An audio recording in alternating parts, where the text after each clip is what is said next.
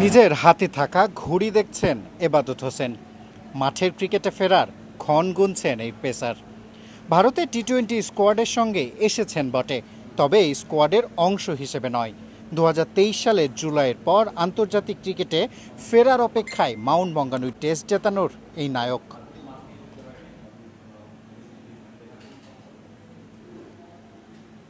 Injury থেকে সেরে উঠতে এবাদতের একটু বেশি সময় লাগছে। মিরপুরে ফিটনেস ট্রেনিং করার ছবি তো আপনারা দেখেছেনই। মেডিকেল টিমের পরামর্শ মেনে ধীরে ধীরে প্রস্তুত হচ্ছেন মাঠে ফেরার জন্য। তারই অংশ হিসেবে দলের সঙ্গে ভারতে এসেছেন ডানহাতি এই পেসার।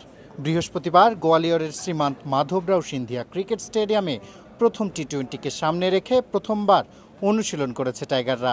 স্থানীয় সময় বেলা 1:30 অনুশীলন করার কথা থাকলেও একটু পরে মাঠে নামে মুস্তাফিজ এবাদতরা। আবহাওয়ার অ্যাপে তাপমাত্রা দেখাচ্ছিল 35 ডিগ্রি সেলসিয়াস, সাথে এটাও দেখাচ্ছিল ফিলস লাইক 41 ডিগ্রি। এই তীব্র গরমের মধ্যেই নেটে লিটন দাসদের বিপক্ষে বোলিং করেছেন মুস্তাফিজ এবাদতরা। মধ্যপ্রদেশ ক্রিকেট অ্যাসোসিয়েশনের শ্রীমন্ত মাধবরাও সিন্ধিয়া ক্রিকেট স্টেডিয়াম। এই মাঠের আন্তর্জাতিক অভিষেক হচ্ছে বাংলাদেশ ও ভারতের প্রথম টি-20 দিয়ে। 6 অক্টোবর সেই ম্যাচকে সামনে রেখে আজ অনুশীলন করেছে টাইগার দল, এবং সেখানে আলাদাভাবে নজর কেড়েছেন এবাদত হোসেন, যিনি ফেরার অপেক্ষায় আছেন প্রায় 1 বছরেরও বেশি সময় ধরে। শিহাব হাসান খান, ক্রিকেট 97, গোয়ালিয়র, ভারত।